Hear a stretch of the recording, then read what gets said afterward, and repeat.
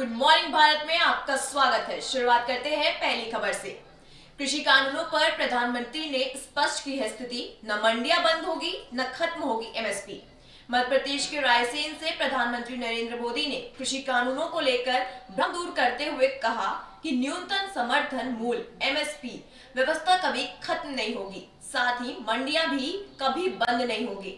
हम मंडियों से आधुनिकीकरण को लेकर 500 करोड़ रुपए खर्च कर रहे हैं। उन्होंने कहा कि नए कृषि कानून रातों रात नहीं आए हैं, बल्कि राजनीतिक दल, कृषि विशेषज्ञ और प्रगतिशील किसानों द्वारा इसके लंबे समय से मांग की जा रही थी। कृषि कानूनों को समझाने के लिए रायसेन में किसान महासम्मेलन का आयोजन किया गया, जिसमें प्रधानमंत्री नरेंद्र मोदी ने कृषि कानूनों पर सरकार की स्थिति स्पष्ट कर दी। प्रधानमंत्री नरेंद्र मोदी ने किसानों से साफ कर दिया है कि एमएसपी बंद नहीं होगी। अगर एमएसपी बंद करनी होती है तो हम स्वामीनाथन किसानों को विश्वास दिलाना चाहते हैं कि एमएसपी पहले की तरह ही जारी रहेगी और कभी बंद नहीं होगी। प्रधानमंत्री ने कहा कि हमारी सरकार समय समय पर एमएसपी बढ़ाती रहती है, साथ ही यह जो रहा है कि समय समय पर किसानों से एमएसपी पर धान की खरीद भी की जाए। नए साल से पहले तक किसानों का मुद्दा सुलझाने की उम्मीद करते हैं, ऐसा कहना है हमारे नरेंद्र सिंह तोमर कृषि मंत्री का। नए कृषि कानूनों के खिलाफ किसान संघों के आंदोलन के बीच कृषि मंत्री नरेंद्र सिंह तोमर ने कहा कि सरकार को 9 वर्ष के पहले किसानों के मुद्दों का समाधान हो जाने की उम्मीद है और उनसे गतिरोध दूर करने के लिए किसानों के विभिन्न संगठनों के साथ अपनी अनौपचारिक वार्ता भी जारी रखेंगे। तोमर ने औपचारिक वार्ता पर आंदोलनरत किसान संघों के साथ गतिरोध बने रहने के बीच कहा है। उन्होंने प्रधानमंत्री ने कहा, हम किसानों के अन्नदाता के साथ ऊर्जादाता भी बनाएंगे। मंडियों के आधुनिकीकरण पर खर्च किया जा रहा है 500 करोड़ रुपए। अगर एमएसपी बंद करनी नहीं है तो हम स्वामीनाथन कमीशन की रिपोर्ट क्यों लागू करते। हम किसानों का विश्वास दिलाना चाहते हैं कि एमएसपी पहले की तरह ही जारी रहेगी और कभी बंद नहीं होगी। इसी के साथ बढ़ते हमारी अगली खबर की ओर। हमारी अगली खबर है, हाथरस कांड पीड़िता की सामूहिक बलात्कार के बाद हुई थी हत्या, सीबीआई ने दाखिल किया है आरोप पत्र। हाथरस में कथित सामूहिक दुष्कर्म और हत्या में केंद्रीय जांच ब्यूरो सीबीआई ने शुक्रवार को एसटी कोर्ट में आरोप पत्र दाखिल कर दिया। सीबीआई ने 22 सितंबर को दिए पीड़िता के आखिरी बयान को आधार बनाया है। आरोप पत्र में सीबीआई ने कहा है कि सामूहिक बलात्कार के बाद हत्या की गई थी। वहीं केंद्रीय जांच एजेंसी ने आरोपी संदीप, लवकुश, रवि और रामू के खिलाफ सामूहिक बलात्कार और हत्या का आरोप लगाया। आरोपी 19 साल की दलित युवती के साथ सामूहिक बलात्कार करने तथा बाद में उसकी हत्या कर देने के मामले में न्यायिक हिरासत में लिए हैं। आरोपियों के खिलाफ सामूहिक बलात्कार, हत्या की धाराओं के अलावा एसटी एक्ट को धाराएं भी लगाई गई। सीबीआई ने आरोपियों के खिलाफ 325 SC/ST एक्ट और आईपीएस धारा 346, 302 के तहत मामला दर्ज किया। बीते 14 सितंबर को हाथरस की दलित युवती के साथ 4 लोगों ने सामूहिक बलात्कार किया था। युवती को 29 सितंबर को दिल्ली के सफदरगंज अस्पताल में इलाज के दौरान मौत हो गई। इसके बाद कथित तौर पर परिवार की मंजूरी के बिना पुलिस ने आनन फानन में युवती का दाह संस्कार कर दिया। परिवार ने पुलिस पर गंभीर आरोप लगाए थे, लेकिन विभाग का कहना है कि परिवार की मर्जी के बाद ही युवती का अंतिम संस्कार किया गया। मामले में उत्तर प्रदेश पुलिस के अलावा एसटीएफ ने भी जांच की। बाद में केस सीबीआई को सौंप दिया गया।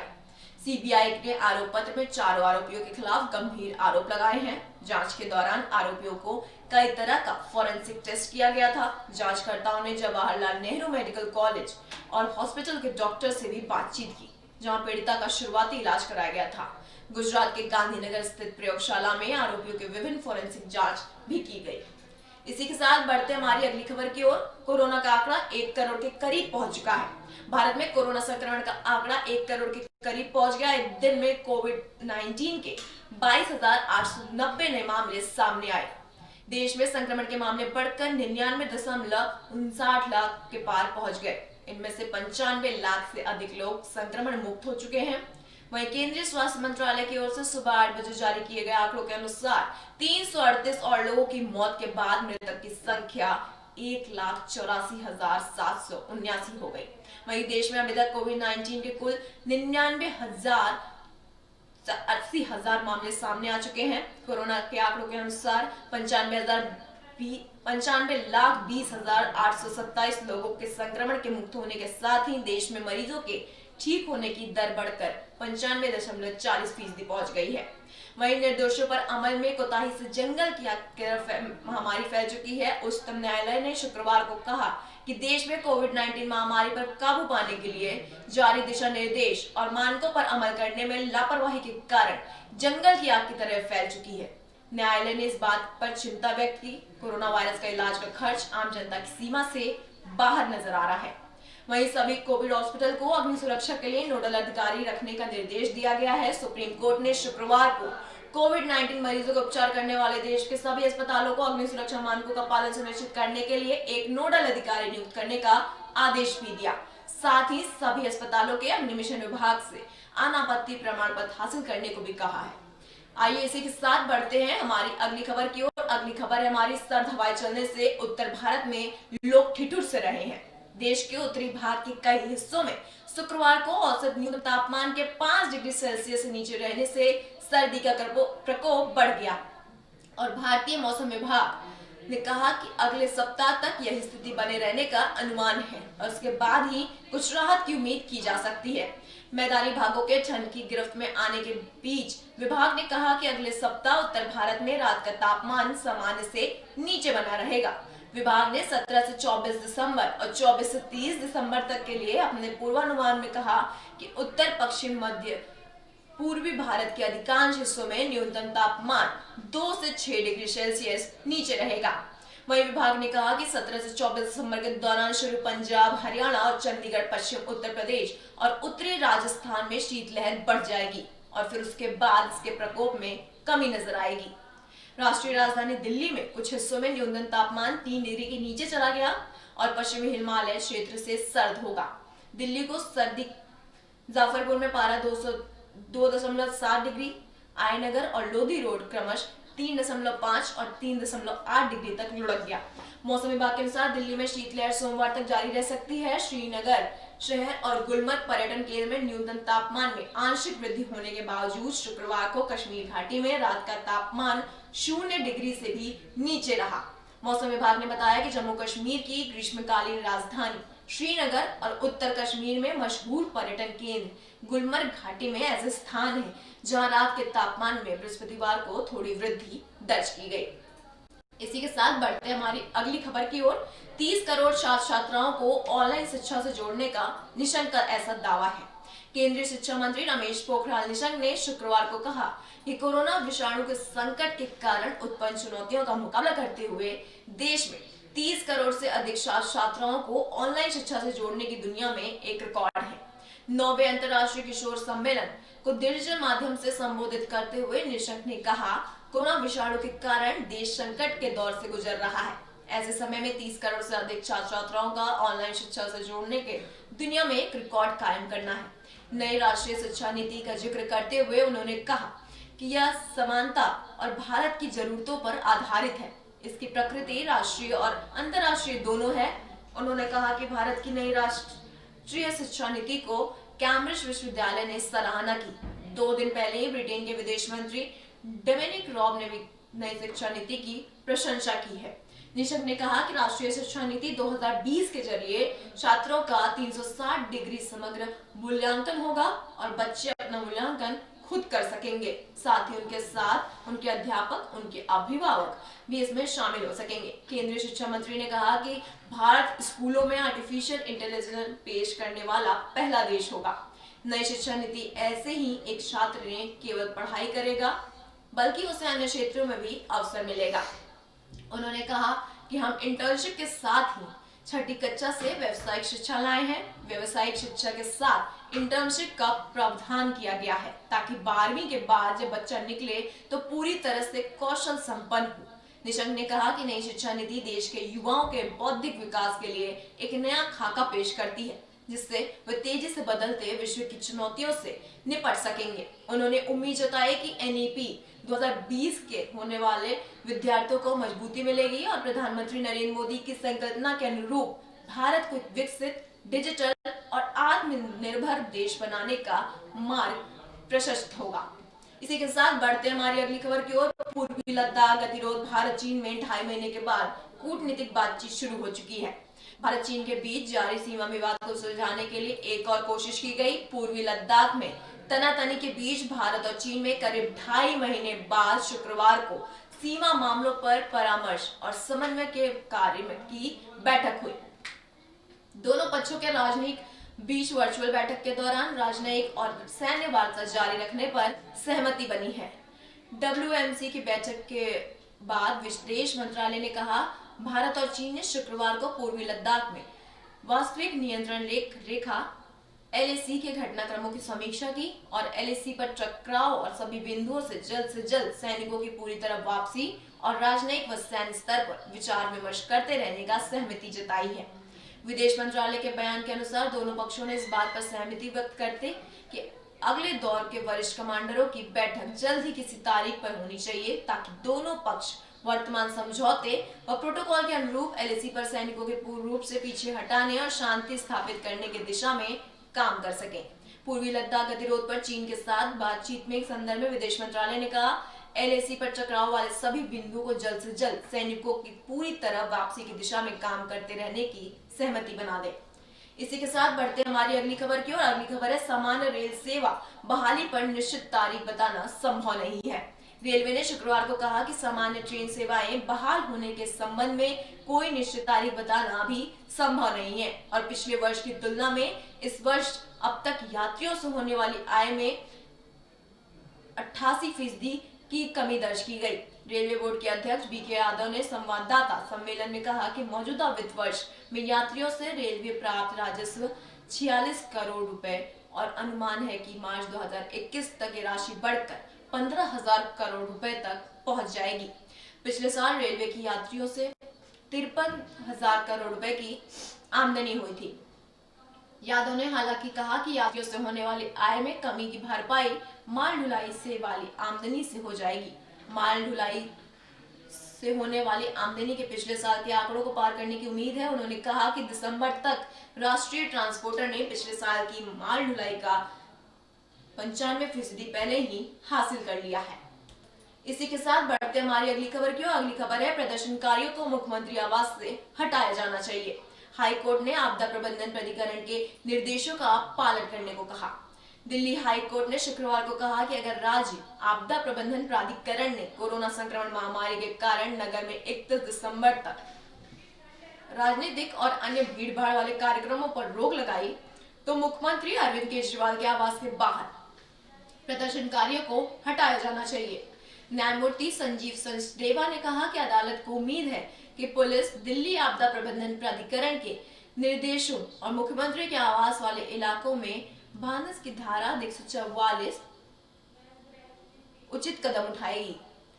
अदालत ने कहा कि अगर DDMA के निर्देशों का उल्लंघन होने पर कोई कार्रवाई नहीं की जाती तो इसमें गलत संकेत जाएगा। अदालत ने सुनवाई के दौरान पुलिस से कहा कि मुद्दा यह है कि अगर DDMA ने ऐसी सभा पर रोक लगाई तो आपको उन्हें स्थानांतरित करना होगा, बल्कि आपको उन्हें हटाना होगा, नहीं तो गलत संकेत जाएगा। जिलाधिकारियों को सुनिश्चित करना है कि DDMA निर्देशों का अनुपालन हो, इसलिए DDMA आदेश का अनुपालन केवल उचित निर्देश जारी कर ही सुनिश्चित किया जाएगा। निर्देश जारी करें और यदि वे अनुपालन नहीं करते तो कार्रवाई करें। इसी के साथ बढ़ते हमारी अगली खबर की ओर। दिल्ली दंगों के मामलों में अदालत ने एक व्यक्ति को जमानत दे दी है। उत्तर पूर्वी दिल्ली में हुई सांप्रदायिक हिंसा से जुड़े एक मामले में अदालत ने शुक्रवार को कहते हुए एक व्यक्ति को जमानत दे दी कि उसे घटना के 55 दिन बाद गिरफ्तार किया गया, जबकि दंगे के अन्य मामलों में वह पहले से ही जेल में बंद था। आरोप लगाया गया था कि उससे घटना में अपनी संलिप्तता के बारे में जेल में रहने के दौरान बयान दिया था। अतिरिक्त सत्र न्यायाधीश विनोद यादव ने राशिद नाम के इस व्यक्ति को 20,000 रुपए के जमानत बॉन्ड और इतनी ही राशि मुश्किल पर जमानत दे दी। मामला फरवरी में हुई हिंसा के दौरान दिल्ली के गोकलपुरी में एक दुकान में तोड़फोड़ और इसमें आग लगाने से जुड़ा है। अदालत ने कहा कि पुलिस ने 2 गवाहों को बयान के आधार पर जमानत याचिका का विरोध किया, लेकिन उनके बयानों का अध्ययन करने पर पता चलता है कि उन्होंने खासकर सह आरोपी शहनवाज का नाम लिया था और राशिद की भूमिका के बारे में कुछ नहीं कहा। इससे यह भी कहा कि पुलिस मामले में जिस सीसीटीवी फुटेज की बात कर रही है वो 24 फरवरी की है, जबकि घटना 25 फरवरी को हुई थी। सीसीटीवी फुटेज और अदालत ने कहा कि मामले में पुलिस के 2 गवाहों के विश्वसनीयता पर गंभीर संदेह है, क्योंकि उन्होंने आरोपी का नाम लेने के लिए 7 अप्रैल तक इंतजार किया। इसने राशिद को जमानत प्रदान करते हुए निर्देश दिया कि सबूतों से छेड़छाड़ न करे और न ही गवाहों का प्रभावित करे तथा अपने मोबाइल फोन पर आरोग्य सेतु ऐप डाउनलोड करे। उत्तर पूर्वी दिल्ली में फरवरी में हुए दंगों में 53 लोग मरे थे और लगभग 200 अन्य घायल हुए थे। इसी के साथ बढ़ते हमारी अगली खबर की ओर। मेट्रो रेल की येलो लाइन आज और कल प्रभावित रहेगी। शनिवार व रविवार को मरम्मत व रखरखाव के कारण मेट्रो सेवा येलो लाइन प्रभावित रहेगी। इस दौरान सिंगल लाइन पर ट्रेनें चलेंगी। राजीव चौक से विश्वविद्यालय शनिवार व रविवार की रात 11 बजे से सुबह 9 बजे तक नियोजित ट्रैक रखरखाव कार्य करने के लिए चौक और येलो लाइन के विश्वविद्यालय के बीच ट्रेन सेवाओं को सिंगल लाइन पर चलाया जाएगा। सामान्य ट्रेन सेवाएं समय पर बादली से विश्वविद्यालय और केंद्रीय सचिवालय से हुड्डा सिटी सेंटर सेक्शन तक उक्त अवधि के दौरान उपलब्ध रहेंगी। उपरोक्त खंडों में ट्रेनों की आवृत्ति नियमित समय सारणी के अनुसार रहेगी। दिए गए खंड में अप लाइन और रखरखाव कार्य के कारण रेलगाड़ियां दी गई अवधि के दौरान 8 से 18 मिनट की आवृत्ति के साथ विश्वविद्यालय से केंद्रीय सचिवालय अनुभाग तक उपलब्ध होगी। इस अवधि के दौरान परिवर्तन के लिए ट्रेनों के गंतव्य और संबंधित प्लेटफॉर्म के बारे में येलो लाइन पर ट्रेनों के अंदर स्टेशन है पर और भी अंदर घोषणाएं की जाएंगी। इसी के साथ बढ़ते हमारी अगली खबर की ओर। अगली खबर है निगमों में हुआ राष्ट्रमंडल खेलों से बड़ा घोटाला, ऐसा कहना है हमारे सीएम अरविंद केजरीवाल का। निगमों के भ्रष्टाचार की सीबीआई जांच की मांग के संकल्प को शुक्रवार को दिल्ली विधानसभा ने ध्वनित से पारित कर दिया गया। शासन के 15 सालों को काले युग की संज्ञा दी। मुख्यमंत्री ने कहा कि अब दिल्ली के 2 करोड़ लोग मिलकर इस काले युग को अंत करेंगे। उन्होंने कहा कि इस भ्रष्टाचार की तुलना कांग्रेस के कार्यकाल में हुए राष्ट्रमंडल खेलों में हुए घोटाले से की है। उन्होंने कहा कि लोग कह रहे हैं कि यह घोटाला कांग्रेस से भी बड़ा है। 2500 करोड़ रुपए घोटाला सिर्फ इस साल का है, बीते 15 साल में पता नहीं कितने हजार करोड़ का घोटाला हुआ होगा। उन्होंने आरोप लगाया कि 5 से 10 हजार करोड़ रुपए का लेंटर घोटाला है। केजरीवाल विधानसभा में निगम के भ्रष्टाचार पर लाए गए संकल्प का जवाब दे रहे हैं। अरविंद केजरीवाल ने कहा कि हमारी सभी फाइलों की सीबीआई ने जांच कर ली है और 2 बार सत्येंद्र जैन के यहाँ छापा मारा गया। अब सीबीआई इस मामले की जांच कर दे तो सब साफ हो जाएगा। उन्होंने कहा सबसे दुखदायक दिन है और यह निगम का अब तक का सबसे बड़ा भ्रष्टाचार है। मुख्यमंत्री ने कहा कि भाजपा ने निगम चुनाव से पहले खुद भ्रष्ट माना था और सब पार्षदों के टिकट काट दिए थे। उन्होंने कहा कि टिकट काटने की जगह 2-4 लोगों को जेल में तो भेजना ही चाहिए था।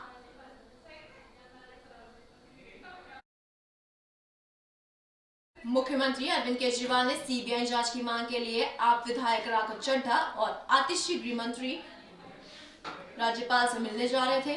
उनके साथ पुलिस ने 6 लोगों को उनके घर से ही गिरफ्तार कर लिया। इसी के साथ बढ़ते हमारी अगली खबर की ओर। झटकीरा और चिला सीमा खुले हैं, प्रवेश की अनुमति है। नए कृषि कानून को लेकर किसान बीते कई दिनों से राजधानी के विभिन्न बॉर्डर पर आंदोलन कर रहे हैं। पुलिस ने एहतियात इन बॉर्डर पर सुरक्षा बल तैनात कर दिए हैं। आंदोलन को देखते हुए पुलिस ने कई बॉर्डर पर आवाजाही पूरी तरह से बंद कर दी थी, पर झटकीरा बॉर्डर पर शुक्रवार को 2 पहिया वाहन चालकों को आने की और जाने की अनुमति है, पुलिस ने दे दी है। इसी प्रकार दिल्ली से नोएडा जाने वाले मार्ग को भी चिल्ला बॉर्डर पर खोल दिया गया है। पुलिस ने बताया कि गाजीपुर के पास यूपी गेट, सिंघू बॉर्डर, टिकरी बॉर्डर, नासा बॉर्डर पूरी तरह से बंद है। हालांकि राहगीरों की समस्या को देखते हुए कालिंदी कुंज, बदरपुर बॉर्डर, आया नगर के अलावा अन्य बॉर्डर पर पुलिस ने कुछ अंतराल के आवाजाही करने को अनुमति चालकों को दे दी है। वहीं किसानों के समर्थन में टिकरी सीमा पहुंचे हैं मुक्केबाज विजेंद्र सिंह। मुक्केबाज और कांग्रेस नेता विजेंद्र सिंह एक बार फिर शुक्रवार को टिकरी बॉर्डर पर किसानों से मिलने पहुंचे और राजधानी की विभिन्न सीमाओं पर तीनों कानूनों के खिलाफ बीते 21 दिनों से देश के विभिन्न राज्यों से आए बड़ी संख्या में किसान धरने पर बैठे हैं। टिकरी बॉर्डर पर विजेंद्र सिंह ने कहा कि लड़ाई सरकार के साथ नहीं है, लड़ाई तीनों काले कृषि कानून के खिलाफ है। इस दौरान उन्होंने जमींदार छात्र संगठन के सहयोग से लंगर भी बांटा और किसानों को सभी प्रकार से समर्थन देने की बात दोहराई। कांग्रेस नेता विजेंद्र सिंह इससे पहले भी बीते 6 दिसंबर को किसानों को समर्थन देने के लिए सिंघू बॉर्डर पर पहुंचे थे और कहा था कि यदि सरकार किसानों के हित को ध्यान में रखते हुए तीनों काले कानून को वापस नहीं ले लेती तो वह राजीव गांधी खेल रत्न वापस कर देंगे। उन्होंने यह भी कहा था कि सरकार जानबूझकर किसानों को परेशान कर रही है। इसी के साथ बढ़ते हमारी अगली खबर की ओर। राष्ट्रीय राजधानी क्षेत्र के शहर फिर रेड जोन में पहुंच गए हैं। राष्ट्रीय राजधानी क्षेत्र के 4 प्रमुख शहर में वायु प्रदूषण की स्थिति शुक्रवार को काफी खराब देखने को मिली। बुलंदशहर, गाजियाबाद व ग्रेटर नोएडा में वायु गुणवत्ता का स्तर सबसे ज्यादा खराब रहा। प्रदूषण सूचना ऐप समीर के अनुसार शुक्रवार को गाजियाबाद में वायु गुणवत्ता AQI 326 दर्ज की गई। वहीं बुलंदशहर में 340, ग्रेटर नोएडा में 326। ऐप के अनुसार नोएडा में AQI 315 दर्ज की गई। वहीं दिल्ली में AQI 301, बागपत में 268, हापुड़ में 103, फरीदाबाद में 222, गुरुग्राम में 243, आगरा में 158, बल्लभगढ़ में 117, भिवानी में 141, मेरठ में वायु गुणवत्ता का स्तर 309 दर्ज किया गया। आपको बता दें कि बृहस्पतिवार को राष्ट्रीय राजधानी क्षेत्र में वायु प्रदूषण में काफी कमी आई थी और यहाँ के ज्यादातर शहर येलो और ऑरेंज जोन में आ गए, जबकि शुक्रवार को यहाँ के प्रमुख शहर रेड जोन में आ गए थे। प्रदूषण नियंत्रण विभाग के क्षेत्रीय अधिकारी प्रवीण कुमार ने बताया कि वायु प्रदूषण को रोकने के लिए जनपद में अक्टूबर माह से ग्रेप लागू है तथा नियमों का उल्लंघन करने वालों और वायु प्रदूषण फैलाने वालों के खिलाफ विभाग लगातार कार्रवाई कर रहा है। प्रदूषण का स्तर सुधारने को लेकर काम चल रहा है। इसी के साथ बढ़ते हैं हमारी अगली खबर की ओर। अगली खबर राहुल गांधी की है। राहुल गांधी ही अध्यक्ष पद के लिए सबसे उपयुक्त हैं। कांग्रेस में सक्रिय अध्यक्ष एवं व्यापक संगठनात्मक बदलाव की मांग को लेकर पत्र लिखने वाले 23 नेताओं में से कई नेता शनिवार को सोनिया गांधी से होने वाली मुलाकात से पूर्व कांग्रेस ने शुक्रवार को कहा कि राहुल गांधी ही कांग्रेस अध्यक्ष की कमान संभालने के लिए सबसे उपयुक्त है। पार्टी के मुख्य प्रवक्ता रणदीप सुरजेवाला ने कहा कि पार्टी के सभी नेता कांग्रेस परिवार का हिस्सा हैं और सोनिया के साथ होने वाली कई नेताओं की मुलाकात में संगठन समेत विभिन्न मुद्दों पर चर्चा होगी। कांग्रेस सूत्रों का कहना है कि वरिष्ठ नेता गुलाम नबी आजाद, आनंद शर्मा, पृथ्वीराज चौहान, शशि थरूर और भूपेंद्र सिंह हुड्डा तथा अन्य कई नेता सोनिया से मुलाकात करेंगे। इस मुलाकात में कमलनाथ और पी चिदम्बरम भी शामिल होंगे। राहुल गांधी, प्रियंका गांधी और अशोक गहलोत भी इस बैठक में मौजूद रहने की संभावना जता रहे हैं। इस मुलाकात के बारे में पूछे जाने पर सुरजेवाला ने कहा, कोरोना महामारी के कारण कांग्रेस अध्यक्ष की कई नेताओं और कार्यकर्ताओं से मुलाकात नहीं हो पाई थी।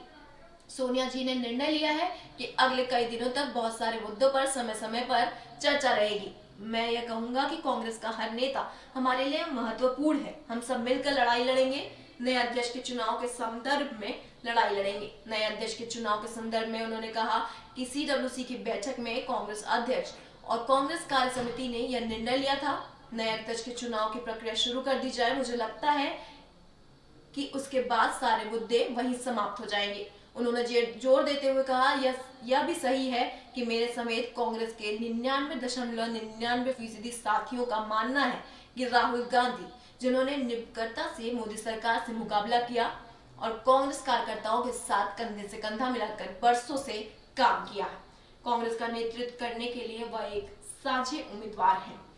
इसी के साथ बढ़ते हमारी अगली खबर की ओर। मंदिर निर्माण के लिए मकर संक्रांति से शुरू होगा अभियान। श्री राम जन्मभूमि तीर्थ क्षेत्र ट्रस्ट के महासचिव चंपत राय ने शुक्रवार को कहा कि अयोध्या में राम मंदिर का निर्माण समाज के सहयोग से साकार होगा और मंदिर निर्माण से लोगों को स्वेच्छा से जुड़ने का अभियान मकर संक्रांति से शुरू होकर माघ पूर्णिमा तक पूरा होगा। राय ने कहा कि इस अभियान में 4 लाख कार्यकर्ताएं शामिल होंगे।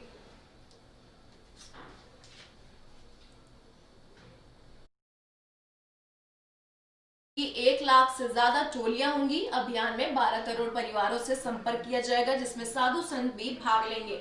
उन्होंने बताया कि मुंबई से शिवसेना ने 1 करोड़ रुपए भेजे हैं, जबकि उत्तर प्रदेश के मुख्यमंत्री योगी आदित्यनाथ ने निजी रूप से 11 लाख रुपए दिए। राय ने बताया कि 3 वर्ष में मंदिर निर्माण पूरा कर लिया जाएगा। मंदिर के वास्तु का दायित्व अहमदाबाद के चंद्रकांत सोमपुरा को दिया गया है, जबकि लॉर्सन एंड शुभो कंपनी को मंदिर निर्माण का कार्य दिया गया है।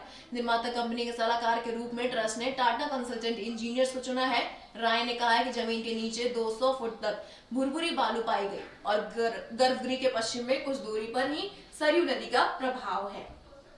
इसी के साथ बढ़ते हैं हमारी अगली खबर की ओर। अमित शाह का बंगाल दौरा आज से 2 दिन तक जारी रहेगा। केंद्रीय मंत्री अमित शाह 19 और 20 दिसंबर को पश्चिम बंगाल के दौरे पर रहेंगे। गृह मंत्री वहां कई कार्यक्रमों में हिस्सा लेंगे और राज्य में अगले साल होने वाले विधानसभा चुनाव को लेकर कई रणनीतिक बैठकें भी करेंगे। राज्य में हुए हाल के राजनीतिक घटनाक्रमों को देखते हुए अमित शाह का दौरा काफी अहम माना जा रहा है। अमित शाह के बंगाल प्रवास के पहले दिन की शुरुआत कोलकाता में स्थित श्री रामकृष्ण मिशन आश्रम में सुबह 10:45 पर स्वामी विवेकानंद को श्रद्धांजलि अर्पित करने के साथ होगी।